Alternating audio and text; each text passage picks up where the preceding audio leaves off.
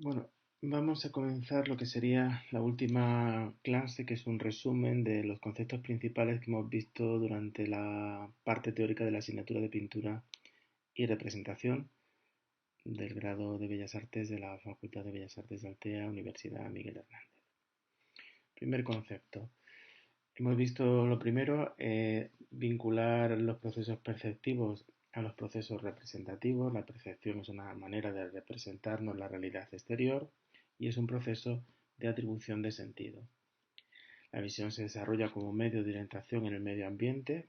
Desde el punto de vista evolutivo es como surge. Tenemos que ubicarnos de un modo rápido en nuestro medio ambiente. En ese medio ambiente, que es más o menos el que nos encontraríamos en el proceso evolutivo cuando éramos cazadores-recolectores, en el que se configuraron nuestros órganos sensorios.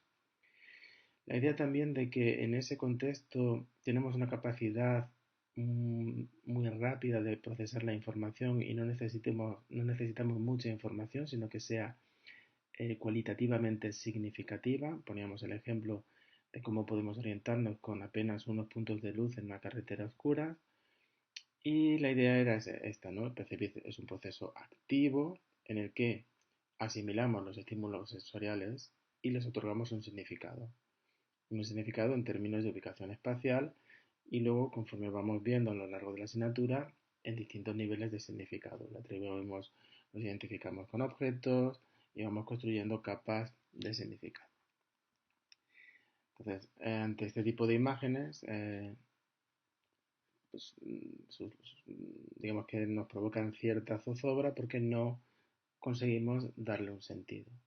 Luego leemos el título, nos damos cuenta de que es una ventana con escarcha y en ese sentido ya podemos atribuirle sentido. Una especie de metáfora del proceso por el cual estamos luchando constantemente por esos estímulos que recibimos, darles un significado, etiquetarlos. La idea es, a partir de esta foto de Andreas Gursky, de ese etiquetado tiene que ver con nuestra experiencia. Si vamos buscando un producto en un entorno que conocemos, el supermercado, vamos a un determinado color del producto, ubicación, por lo tanto trabajamos también con nuestra experiencia. Aquí hablábamos de dos modos perceptivos, el modo natural o cotidiano, que es en el modo en el que tengo que procesar la información de un modo muy rápido, porque en parte no en nuestro entorno habitual, o en determinadas partes del mundo igual sí, en ello va la supervivencia.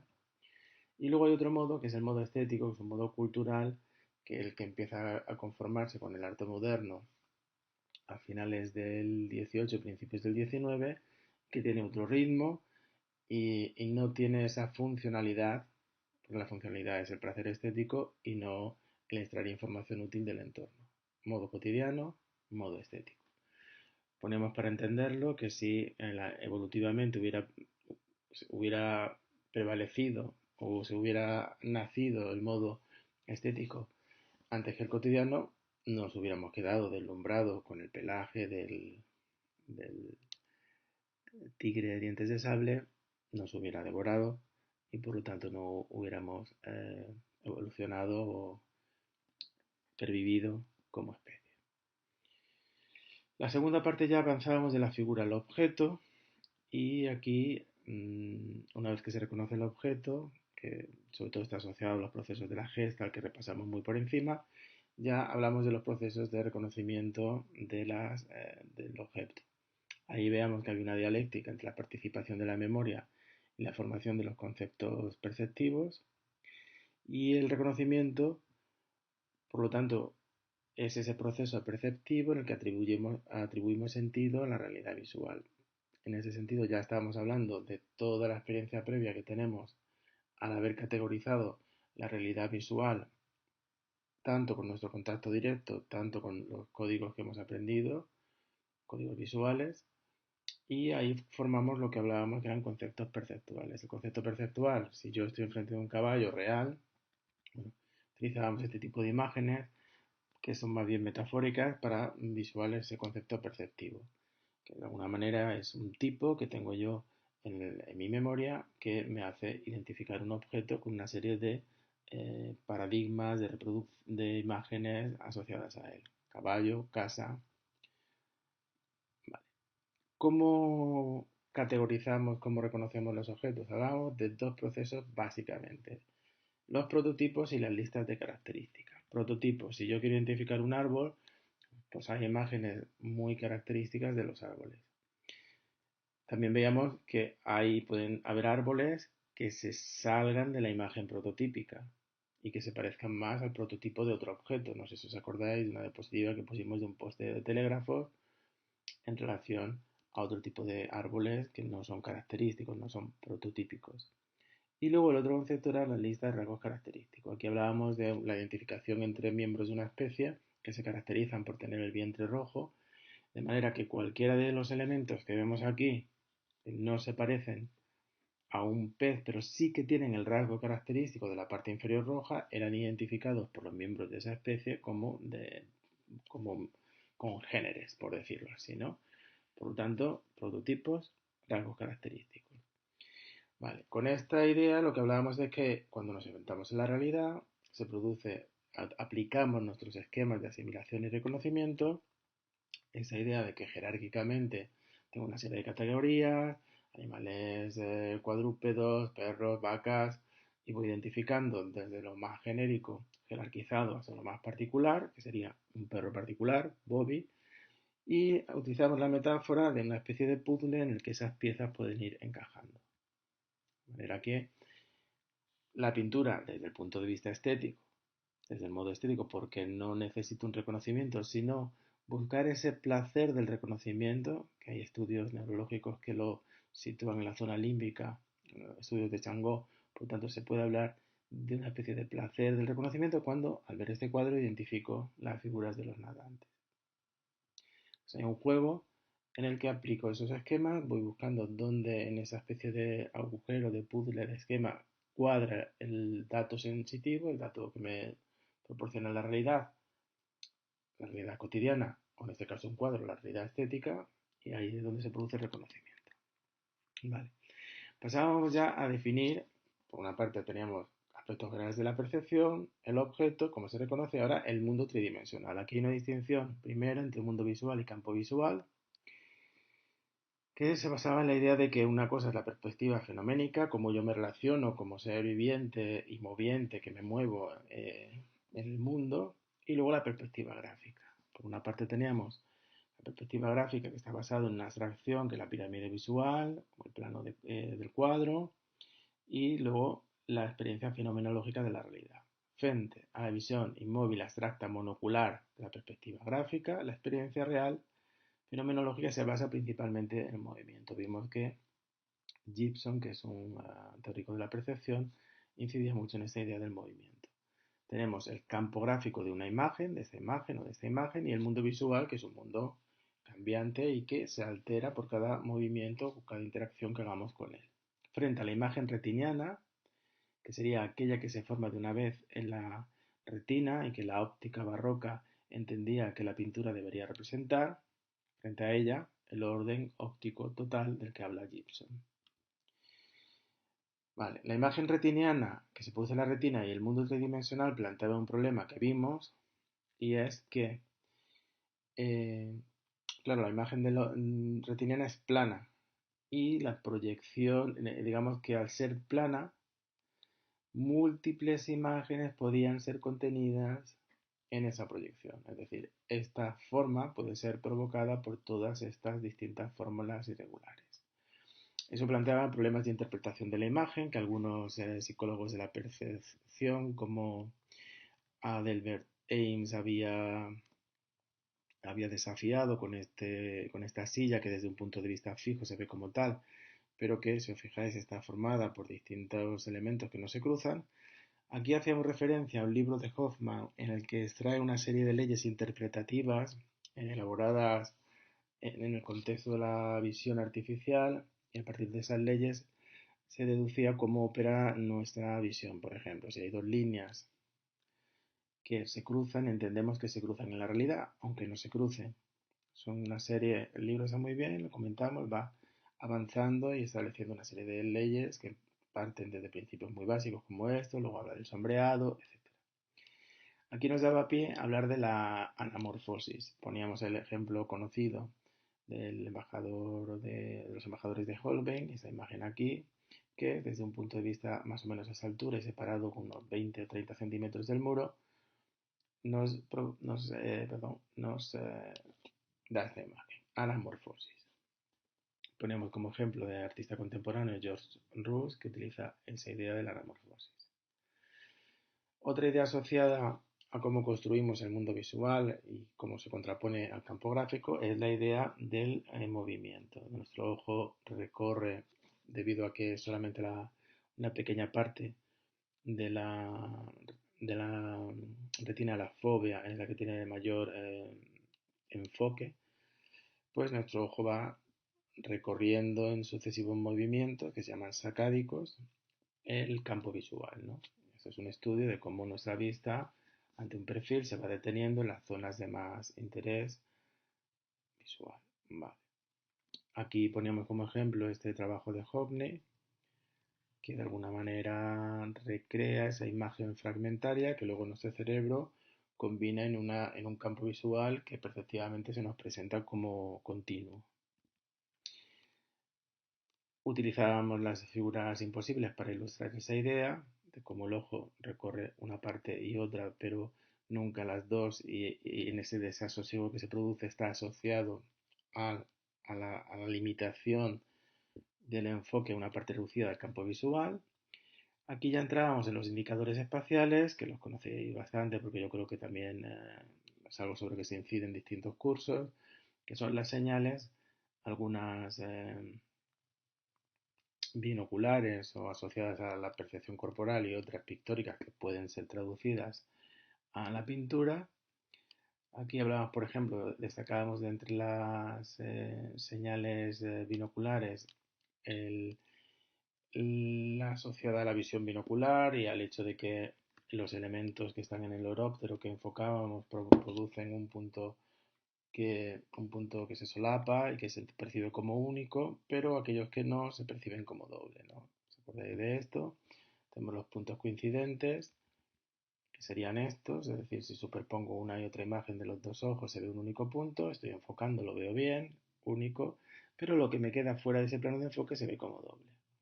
¿Os acordáis que utilizamos esta imagen estereoscópica para ver cómo ocurre? Hacíamos el experimento del dedo, de ver cómo realmente lo que de una modo muy inmediata que nuestro cerebro interpreta de modo inconsciente, sabemos ubicar por ese desenfoque lo que está por delante y por detrás del plano que visualmente estoy enfocando.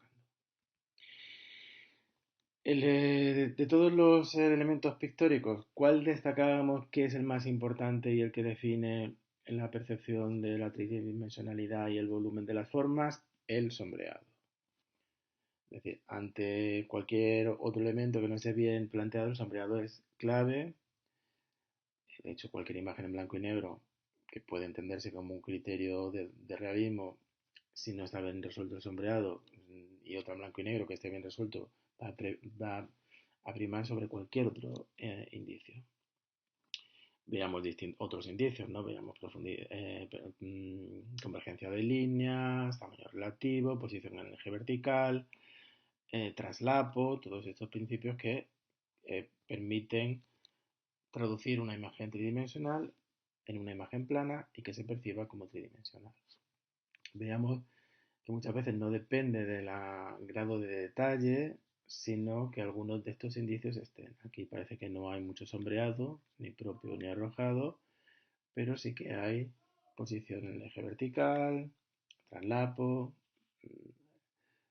tamaño relativo, y todos esos indicios nos hacen ver que es un espacio tridimensional. Aquí igual, aquí hay menos, pero bueno, hay cierto, incluso el tamaño relativo se modifica en algunos casos porque la escala relativa parece que se pierde, pero bueno, hay insinuado algunos elementos de traslapo, de convergencia de líneas que nos permiten algo de tamaño relativo que nos permiten, digamos que permiten sugerir un espacio tridimensional. Aquí igual, convergencia de líneas.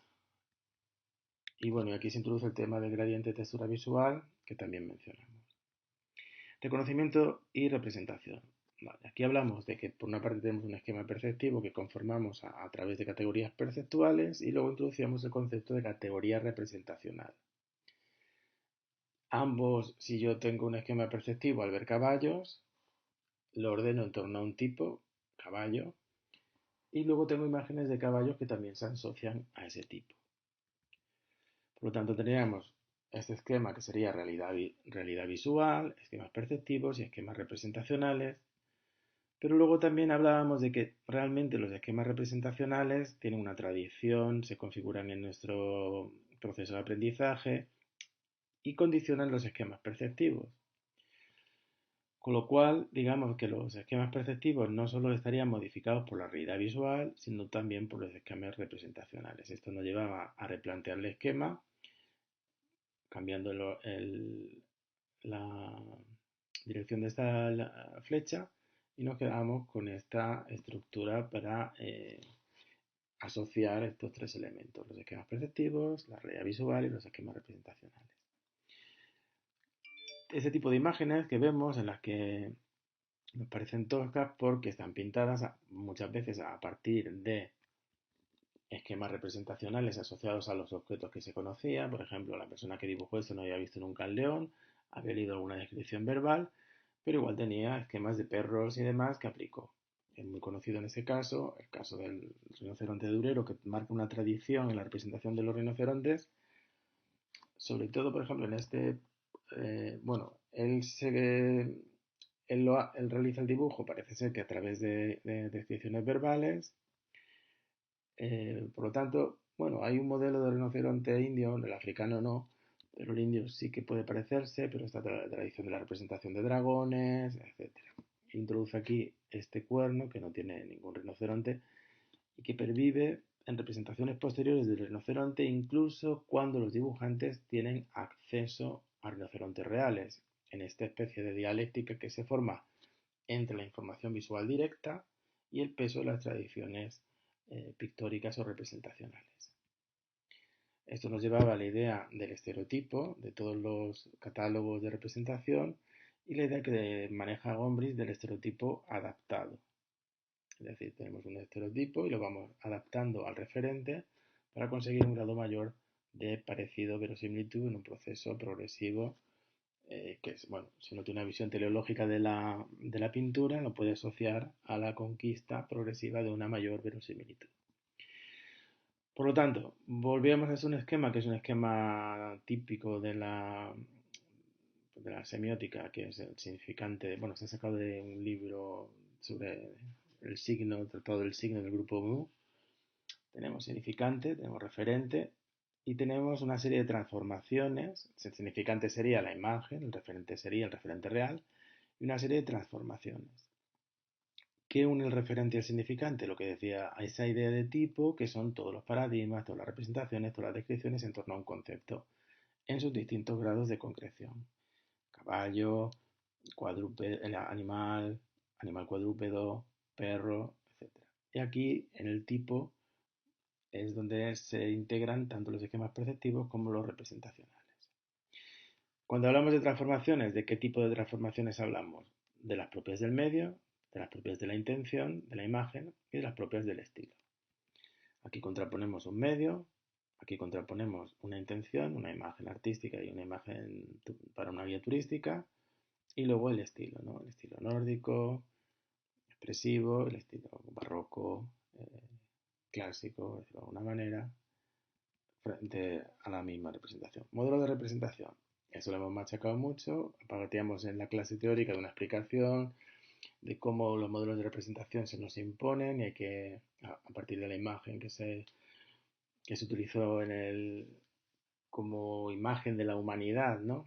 Cuando se envió la sonda Pioneer, y de alguna manera se ponía en evidencia que esta representación de la humanidad pues es absolutamente sesgada y por lo tanto cualquier modelo de representación no es natural, sino que es una cuestión cultural.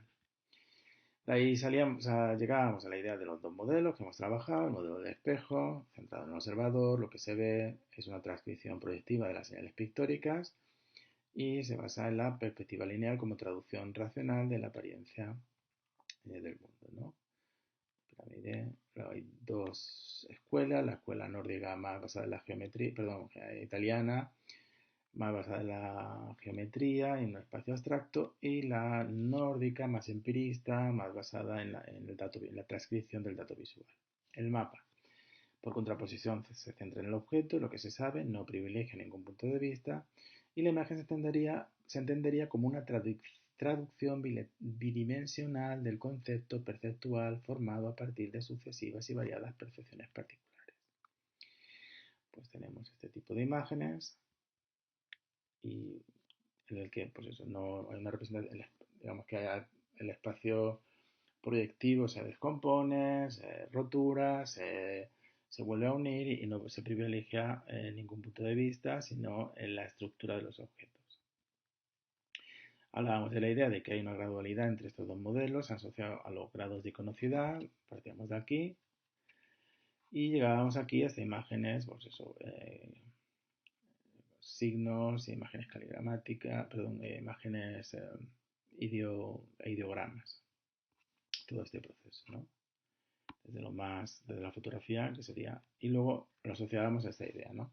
La fotografía sería máximo grado de iconocidad, menor abstracción, más complejidad, menos legibilidad, y si me voy a esta imagen, por ejemplo, antes de llegar a la reducción a signo, donde todavía hay elementos figurativos, tendríamos menos iconicidad, más abstracción, menos complejidad, pero más legibilidad,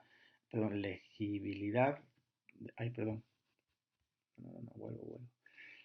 De hecho, esta imagen se utiliza como signo porque es muy sencilla y se lee de un modo muy fácil, ¿no?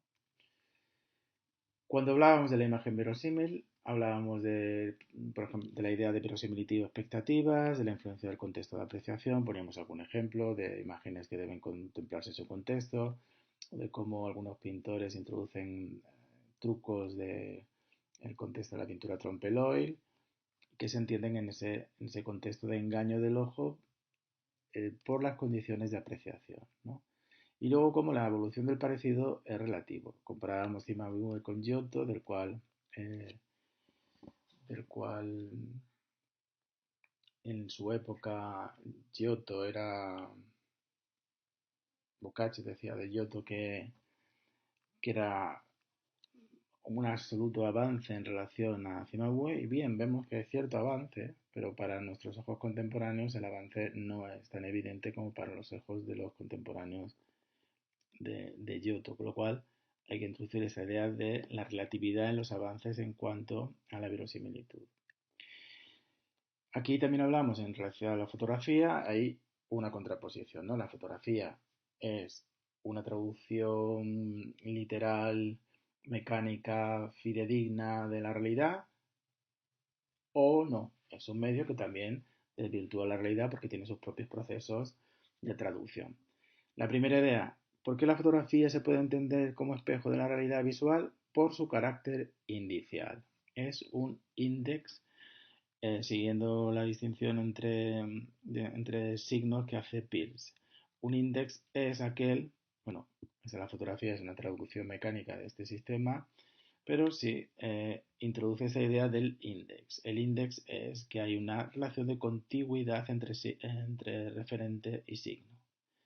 La persona estuvo delante de la superficie fotosensible y eso le da un carácter de verdad a la fotografía, de inmediatez, del punctum que decía Roland Barthes en la cámara lúcida que tienen las imágenes, ¿no? Estamos de alguna manera enfrente del acontecimiento, carácter indicial.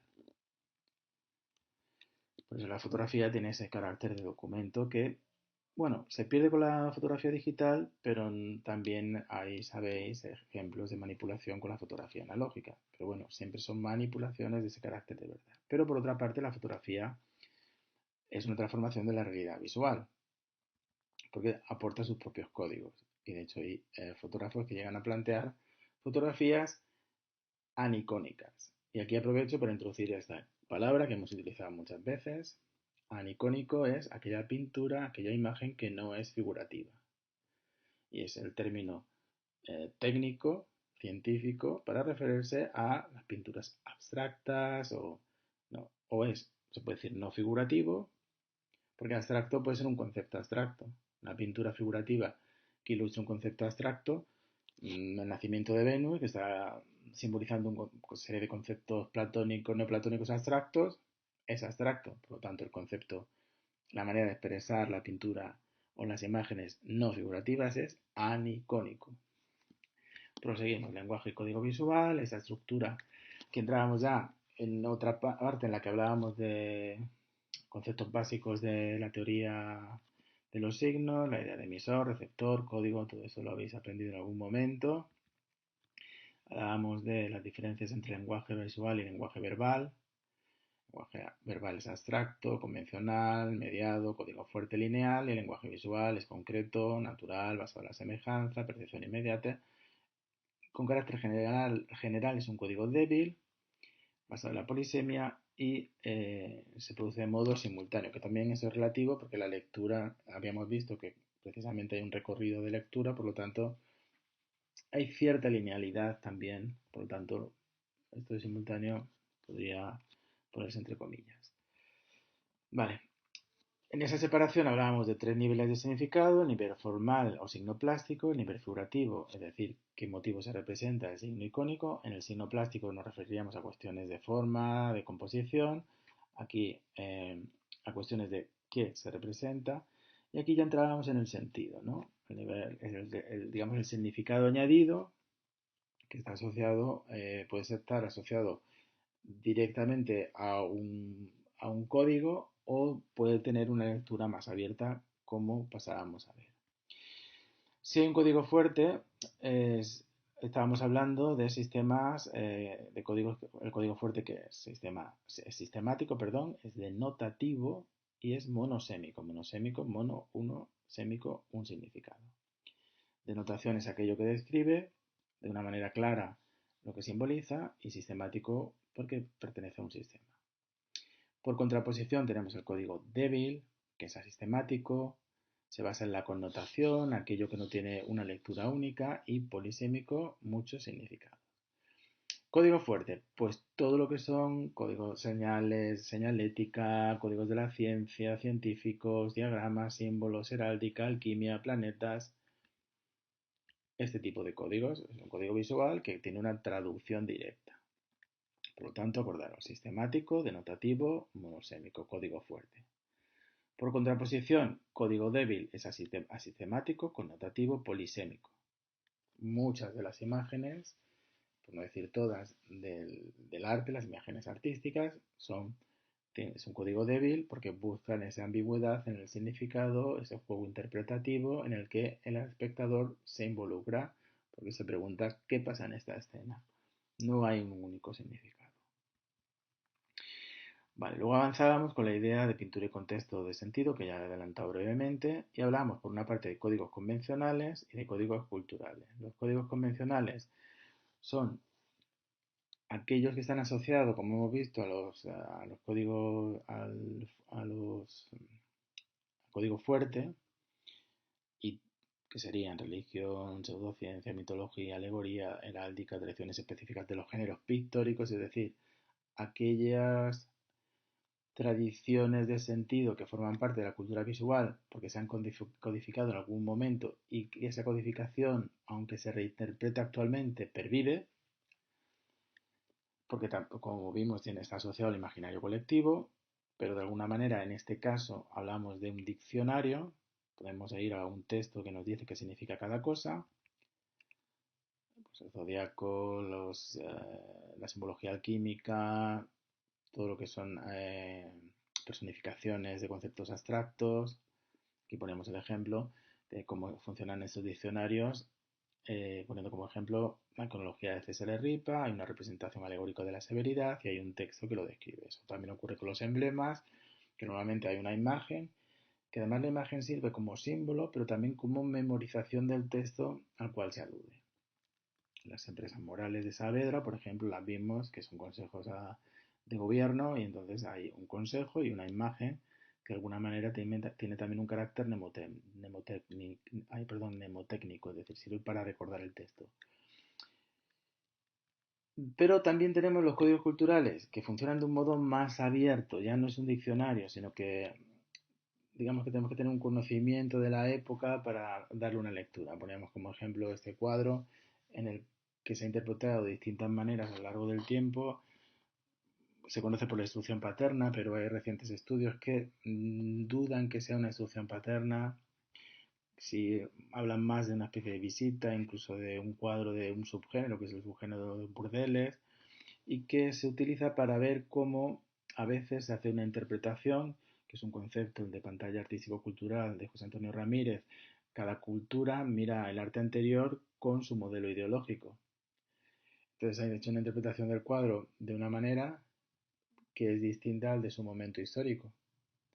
Y luego en un momento posterior se ha revisitado esa lectura y se ha intentado encontrar una lectura más acorde con lo que el cuadro fue en su momento. Aquí tenéis un ejemplo de esa tradición de los cuadros de burdeles que comentamos en clase. Entonces, bueno, sirve para ver cómo el contexto histórico marca cada uno de la lectura de cada una de esas obras que hay que poner en contexto. Aquí hablamos esa idea del código como cosmovisión, la importancia de ponerse en contexto, que es lo que Gombrich llama ojo de época o mental set, que te tienes que poner en la circunstancia mental, porque lógicamente el historiador lo que hace es recoger información de la época para poder tener datos que, que,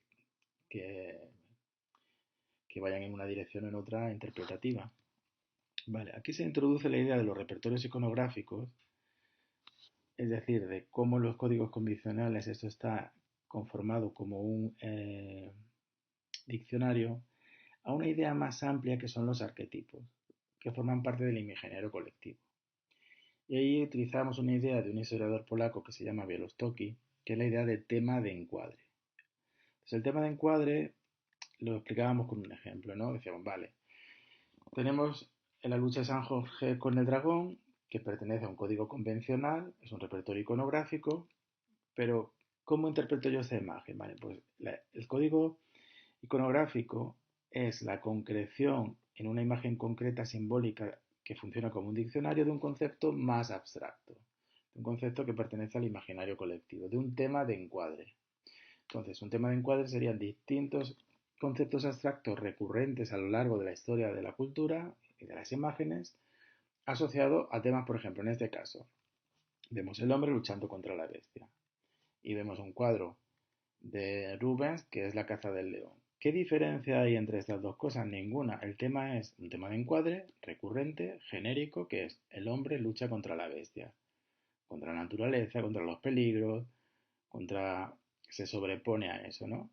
Por lo tanto, se ilustra de distintas maneras. Eso nos llevaba, poníamos varios ejemplos de cómo se ocurre, y nos llevaba a cómo de alguna manera se concretan distintas imágenes que se conforman como temas de encuadre. El héroe yacente, ¿vale? Pues puede ser Che Guevara, puede ser Cristo o puede ser el torero El Gillo que falleció en 1985. Si os fijáis, tenemos no solamente la composición, bueno, en el caso de Che Guevara aquí son sus asesinos, pero es una persona que yace, gente alrededor del lecho, incluso el punto de vista es coincidente, es un punto de vista desde la parte, desde, la, desde los pies, con un determinado escorzo, que hace que se imponga ese tema de encuadre. Insisto, no solamente el tema de encuadre genérico, sino incluso la propia concreción visual